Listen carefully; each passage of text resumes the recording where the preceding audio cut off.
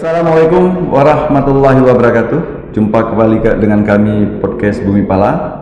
Kali ini sangat spesial karena bertepatan dengan peringatan HPSN, Hari Pengolahan Sampah Nasional tahun 2020. Bersama kami telah hadir Kepala PAUD TK Selanga Meligo Selatan, Bu Diana Rizal. Selamat pagi, Bu.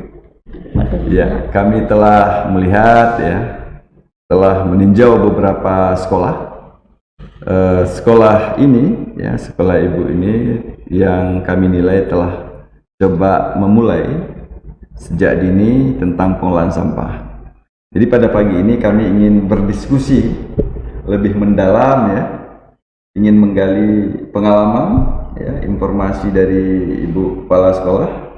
Bagaimana sih sebetulnya memulai dari apa, kemudian sekarang sedang apa, dan nanti targetnya seperti apa. Mungkin Ibu bisa cerita dulu lah tentang sekolah Ibu. Sekolah Ibu itu di mana itu sekolah? Kami juga belum tahu sekolahnya itu di mana. Saya belum tahu, tapi teman-teman yang dapat informasi itu sudah tahu letaknya itu di mana. Alhamdulillah, pertama-tama saya ucapkan terima kasih kepada Bapak Mas Rizal yang pada hari ini sudah mengundang kami sebagai Kepala Lembaga PAUD TK Selanga Meligo Selatan.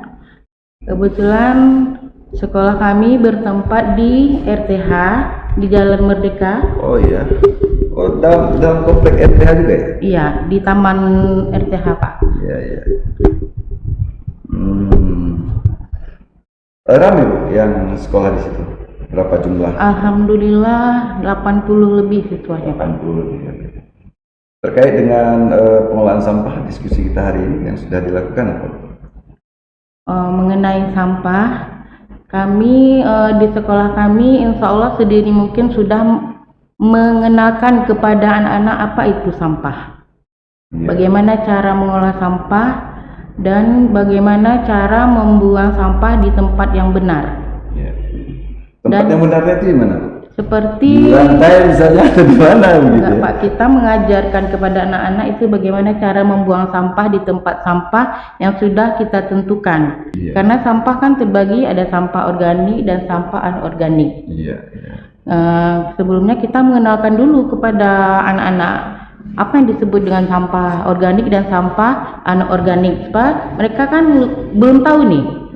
Sebelumnya bunda-bunda gurunya menjelaskan dulu, mengenalkan dulu bagaimana bentuk sampah itu.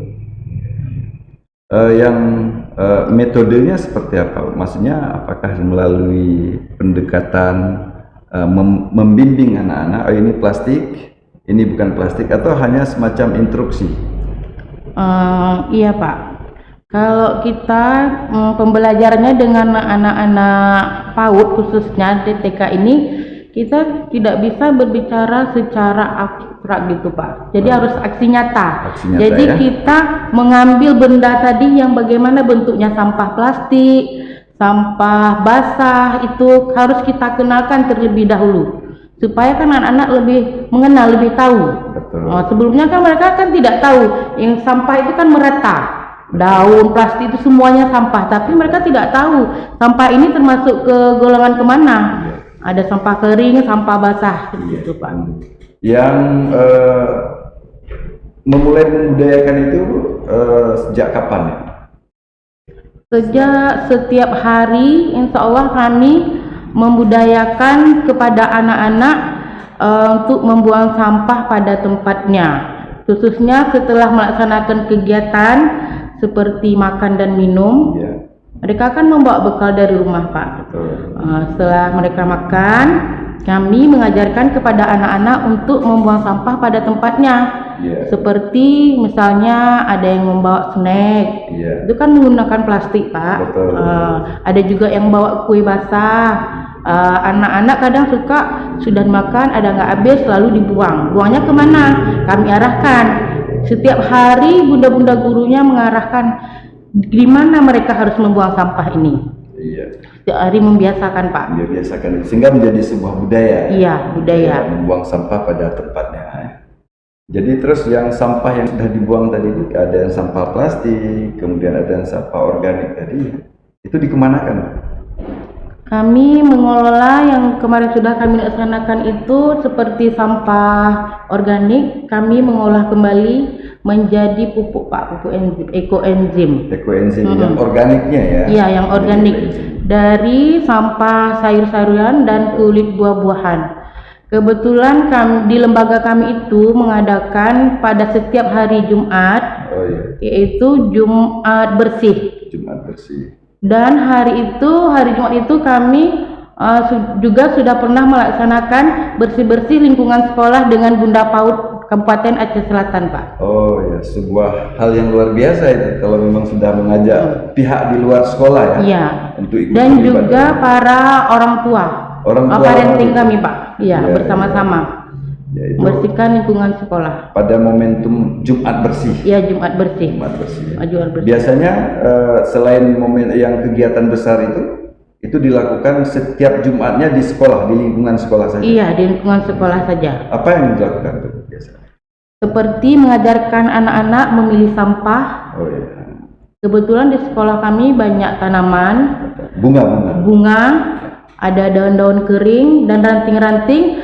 Kebetulan kami sekarang kan sudah memakai kurikulum Merdeka. Oh iya. Jadi alat dan bahan yang digunakan untuk pembelajaran itu bisa diambil dari bahan-bahan dan alat yang ada di lingkungan sekitar kita, Pak.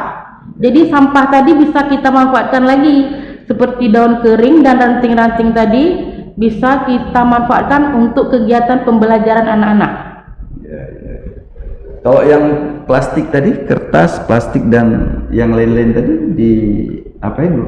Kebetulan, Pak, untuk bahan yang plastik untuk sekarang kami kan masih mengumpulkan karena rencana kedepannya kami mau ini, Pak, seperti plastik yang aqua tadi dan plastik susu Pak, kan kemasannya itu bisa kita olah menjadi suatu benda menjadi seperti pot bunga atau apa. Kemarin kami juga sudah melakukan kegiatan seperti membuat celengan dari limbah kardus dari gulungan tikar itu, Pak. Gulungan tikar gimana? Emang bisa, Bu? Gulungan bisa. Tikar yang mana? Kan ada tikar plastik itu, Pak. Ada gulungan yang yang di tengahnya itu ya. Di tengahnya yang itu, ya. Kan dibuang-buang sama orang toko. Kami kutip, kami pilih, bawa ke sekolah, dipotong, lalu dihias menjadi sebuah celengan. Sekaligus kita mengajarkan kepada anak-anak bagaimana untuk menabung, Pak. Celengnya kan nggak harus dibeli. Bisa kita buat dengan barang bekas sampah yang sudah dibuang tadi. Betul sekali. Kalau yang lainnya, Mbak, itu yang plastik, yang kardus lainnya bisa jadi mungkin ada apa namanya yang dari tempat telur itu atau apa yang pernah dibuat? Iya. Dan juga kemarin kami sudah membuat bingkai foto dari kardus bersama para wali murid, Pak, parenting kami pada Hari Ibu. Pada Hari Ibu. Kerjasama membuat bingkai foto dari kardus. Anak-anak juga dilibatkan? Iya, dilibatkan. Semua pihak dilibatkan, Pak. Mereka tahu ya bagaimana prosesnya sehingga menjadi sebuah bingkai foto. Iya. Jadi kita mengajarkan kepada anak-anak itu bagaimana barang yang tadi sudah disebut sampah dapat kita olah kembali menjadi suatu bentuk yang indah dan dapat kita gunakan. Jadi seperti celengan tadi kita tidak harus membeli, tidak harus mengeluarkan uang, dapat kita olah kembali. Dan juga tadi kardus dapat kita hias menjadi bingkai foto. Bingkai foto tadi bisa kita gunakan dengan sampah kering tadi, Pak, dengan menggunakan daun kering. Kami hiaskan dengan ranting-rantingnya, tidak harus menggunakan kertas origami Baru. semua. Iya, iya, iya. Jadi kan mereka tahu bahwa sampah ini berguna. Sangat bermanfaat. Ya. Sisanya itu yang barangkali masih dibuat sedemikian rupa, mungkin ada inisiasi setelah ini untuk membentuk seperti bank sampah atau seperti apa, Bu ya? Itu kami harapkan ke depannya. Untuk sekarang mungkin kami sangat membutuhkan dukungan dari masyarakat dan lingkungan sekitar, khususnya kepada Bapak dan juga kepada para orang tua untuk dapat mendukung kegiatan kami ini supaya kegiatan ini dapat berjalan dengan baik, Pak. Karena dukungan itu sangat dibutuhkan untuk kami pada saat ini. Jadi yang kita lihat para pemirsa sekalian, ternyata sampah itu tidak hanya menjadi sampah ya, yang dibuang begitu saja, tapi bisa diolah. Yang tadi disebutkan oleh Ibu, bisa kemudian menjadi pacelengan ya, kemudian bisa anak-anak kita budayakan untuk menabung. Ini sesuatu yang sangat luar biasa, recycle ya, dari bahan-bahan yang telah dibuang kemudian kita diolah kembali, dan pelajaran penting bagi anak-anak kita ya. Nah, ke depan kira-kira Ibu rencananya seperti apa? Ini sudah mulai membudaya, kemudian ke depan nanti seperti apa? Insya Allah rencana kami ke depan mungkin lebih meningkatkan lagi kesadaran anak-anak terhadap sampah itu, Pak. Karena kan kalau kita berkomunikasi dengan anak-anak itu nggak bisa sekali, karena setiap hari, setiap waktu kita harus mengingatkan, Pak. Namanya juga anak-anak, Pak, kan? Mungkin itu juga menjadi PR bagi kami sebagai bunda-bundanya kan, sebagai lembaga pengelola sekolah juga harus lebih giat lagi mencari solusi bagaimana. Betul sekali. Yang kemudian biasanya tuh anak-anak itu kan bawa tumbler ya. Setiap anak diwajibkan mungkin bawa tumbler ada sekolah supaya mereka tidak memperbanyak sampah plastik. Iya. Ya. Jadi ada nggak dibawa tumbler? Diwajibkan pada semua anak-anak itu untuk membawa tumbler. Sudah kami sampaikan juga, Pak, tapi ada beberapa yang melaksanakan, ada juga yang belum. Ya, mungkin ke depannya lebih ini lagi, Pak ya. Jadi memang bagian dari strategi kita untuk pengurangan sampah plastik itu memastikan pada anak-anak didik kita itu untuk membawa tumbler. Jadi dengan sendirinya plastik itu akan semakin berkurang. Nah, kalau ada anak-anak kita yang tidak buang sampah pada tempatnya itu, ada sanksinya nggak? Kalau kami di TK dan di PAUD mungkin tidak memberikan sanksi, tapi lebih menjelaskan bagaimana dampaknya kalau kita membuang sampah sembarangan itu. Dampaknya bagaimana? Apa yang diakibatkan dari membuang sampah sembarangan? Seperti terjadi banjir kalau hujan lebat, kan tersumbat selokan, dan juga bisa menyebabkan polusi. Itu kan berpengaruh kepada kesehatan kita. Betul. Makanya teman-teman kalau tidak menjaga dan membuang sampah di tempat yang benar, nanti itu kita akan bisa sakit. Itu dampaknya ke diri kita dulu, kami jelaskan, Pak. Karena mungkin anak-anak masih belum paham sekali kalau kita bilang untuk lingkungan yang lebih luas, untuk diri sendiri. Seperti sesudah membuang sampah kita harus mencuci tangan yang bersih menggunakan sabun, ya kan, Pak?